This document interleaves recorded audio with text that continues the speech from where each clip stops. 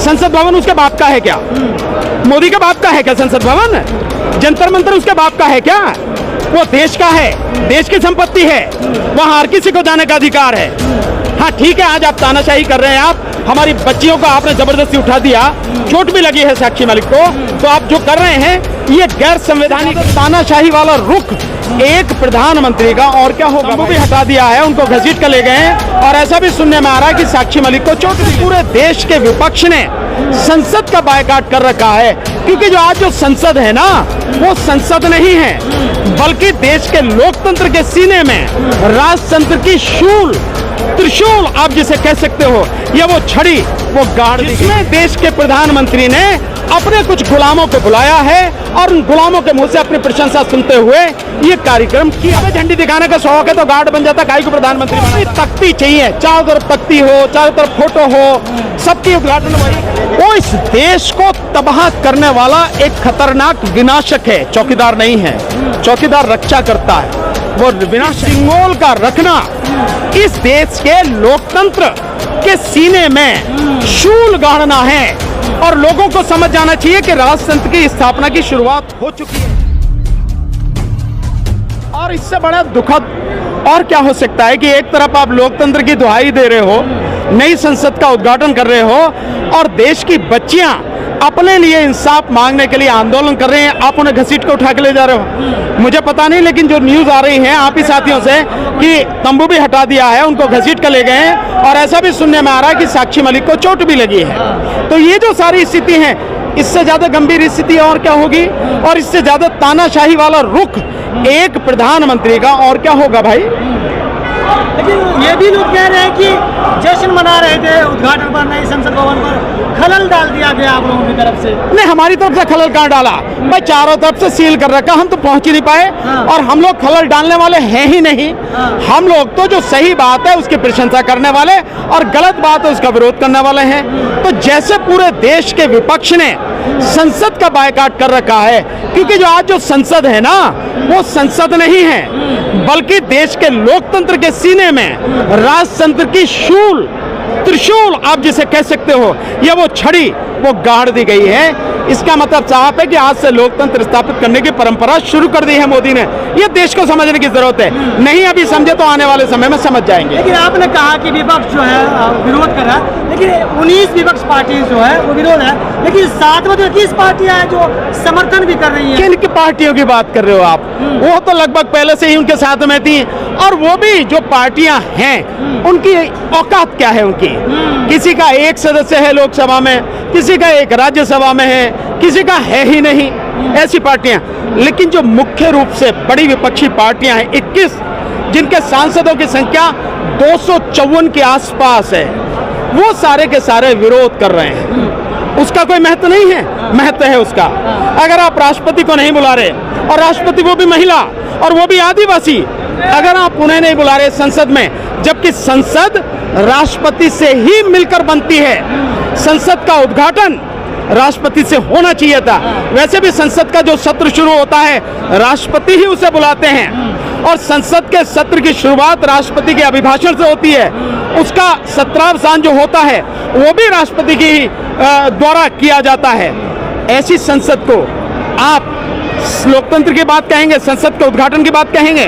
तो ये जब कुछ हो रहा है, ये देश की संवैधानिक परंपराओं को, लोकतांत्रिक परंपराओं को, उनको खत्म करके, उनका कत्ल करके एक आयोजन किया जा रहा है, जिसमें देश के प्रधानमंत्री ने अपने कुछ गुलामों को बुलाया है और उन गुलामों के मुंह से अपनी प्रशंसा सुनते हुए ये कार्यक्रम किया जा रहा है। लेकिन महापंचायत अगर करना था तो कई और जगह क्यों कर लेते? भवन कह रहे हैं कि संसद भवन ही क्यों? संसद भवन उसके बाप का है क्या?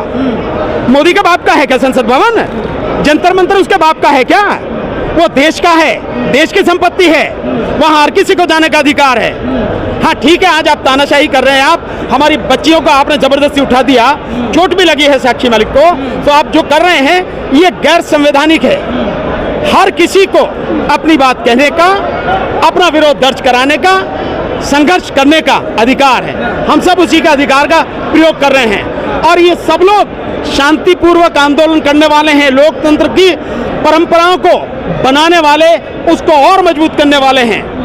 और संवैधानिक तरीके से आंदोलन करने वाले हैं, इसीलिए सब लोग यहीं पर रोक दिया गया, तो यहीं पर रुके हुए हैं, यहीं पे आंदोलन करेंगे। तमाम अब खबरें आ रही है बॉर्डर की, लेकिन प्रधानमंत्री को क्या मालूम नहीं है कि जो महिला पहलवान है वो बैठी हुई है, उनको डिटेन कर लिया गया, सारी चीजें मालूम तो होंगी। सब उसे मालूम, भैया उसी ने सब कुछ कराया है, तुम कह रहे हो उसे मालूम नहीं है। प्रधानमंत्री के द्वारा ही ये सब कुछ कराया गया है। बेटी बचाओ बेटी पढ़ाओ का केवल नारा है, बाकी बेटियों की, बहन बेटियों की इज्जत आबरू का उससे कोई लेना देना नहीं है। कोई फर्क नहीं पड़ता प्रधानमंत्री पर बहन बेटी की इज्जत आबरू से। लोगों की ना कहने को वो कुछ भी कहे, मैंने बताया केवल नारा है। बहन बेटियों की इज्जत आबरू सुरक्षित रहे, इससे प्रधानमंत्री का कोई लेना देना नहीं है। उसे सत्ता की हवस है और उस सत्ता की, और इसके अलावा हर जगह हर उसकी पट्टी लग जाए उसकी मोदी के नाम की, उसकी वो है। मैंने पहले भी कहा, फिर कह रहा हूं, पार्क का उद्घाटन मोदी कर रहा, तख्ती लग रही उसकी। सुरंग का उद्घाटन मोदी कर रहा। अभी आपने देखा ये जो यहाँ इसके पटियाला हाउस जो दिल्ली में है, यहाँ से जो अंडरपास बना है उसमें मोदी की तख्ती लगी हुई है। वो एक बोतल सी मतलब उसे ढूंढ रहा है, ला रहा सफाई करने की जो दिखा रहा, तो नौटंकी करना ये मोदी का काम है। कहीं सड़क बने तो उसका काम है। रेलवे में जितनी भी रेल अब बन रही है वंदे भारत, एक को छोड़कर बाकी 16 का जो है झंडी उसने दिखाई। अबे झंडी दिखाने का शौक है तो गार्ड बन जाता, काहे को प्रधानमंत्री बना था अगर इतना ही शौक है तो। मतलब उसको अपनी तख्ती चाहिए, चारों तरफ तख्ती हो, चारों तरफ फोटो हो, सबकी उद्घाटन वही करे। ये उसकी बेचारे की जो ना एक बच्चे की सी लालसा है और सत्ता की उसको हवस। आप कह रहे हैं कि गार्ड बन जाना चाहिए, लेकिन वो तो चौकीदार है ही ना, तो कह रहे नहीं, चौकीदार नहीं है वो, इस देश को तबाह करने वाला एक खतरनाक विनाशक है। चौकीदार नहीं है, चौकीदार रक्षा करता है, वो विनाशक है। तो क्या लगता है ये एक बड़ा आंदोलन का रूप लेगा? हो सकता है, अब सब लोग डिसाइड करेंगे, सब लोग इस बात को डिसाइड करेंगे कि आगे की रणनीति क्या होनी चाहिए, कैसे होना चाहिए, और जो फैसला होगा सबका वही फैसले पर अमल किया जाएगा। सर एक और सवाल है कि अशोक स्तंभ वहाँ पर रखा था, अशोक चिन्ह, लेकिन आप सिंगोल रखा गया जो कह रहे कि इसलिए मैंने कहा कि सिंगोल का रखना इस देश के लोकतंत्र के सीने में शूल गाड़ना है, और लोगों को समझ जाना चाहिए कि राजतंत्र की स्थापना की शुरुआत हो चुकी है, क्योंकि मोदी राजा बनना चाहता है, इसलिए सारी संवैधानिक परंपराओं को ध्वस्त करना चाहता है। आपको पता नहीं कब किस दिन इस देश में मनुस्मृति का जो कानून है वो लागू हो जाए, और मनुस्मृति का कानून आप जानते हैं ऊंच नीच पर आधारित है और इस देश के चंद लोगों को अधिकार देता है, बाकी किसी को कोई अधिकार नहीं देता। यहाँ तक कि बहन बेटियों को, माताओं को, उनकी खुद की बहन बेटी और माता हैं, उन्हें भी मनुस्मृति शूद्र की श्रेणी में रखती है। लेकिन आपने जो सीन आया है, जो फोटोज आए हैं, सारे साधु लोग बैठे हुए हैं, जो तस्वीर की लोग आलोचना भी कर रहे हैं। कौन बैठे हुए? साधु लोग बैठे हुए हैं। अरे यार मेरे वो नौटंकी है, वो उसने करनी ही है, जिसकी तरफ वो बढ़ रहे हैं वो उसके हिसाब से काम कर रहे हैं। लेकिन इससे क्या लोकतंत्र की जो स्वस्थ परंपराएं हैं वो स्थापित हो रही हैं? उनके लोकतंत्र के मूल्यों में कोई वृद्धि हो रही है? देश के संविधान का कोई सम्मान हो रहा है? मतलब कैसा उद्घाटन है? न राष्ट्रपति न उपराष्ट्रपति, और उसके बावजूद राजतंत्र की एक छड़ी लाके, राजतंत्र का चिन्ह एक छड़ी लाकर आप संसद का उद्घाटन कर रहे हैं। लेकिन विपक्ष पूरा गायब है। ब्रिजभूषण मामले में मोदी जी अभी तक कुछ नहीं बोल रहे हैं। बोलेगा भी नहीं भाई। अडानी वाले में बोला क्या? अडानी वाले में बोला क्या?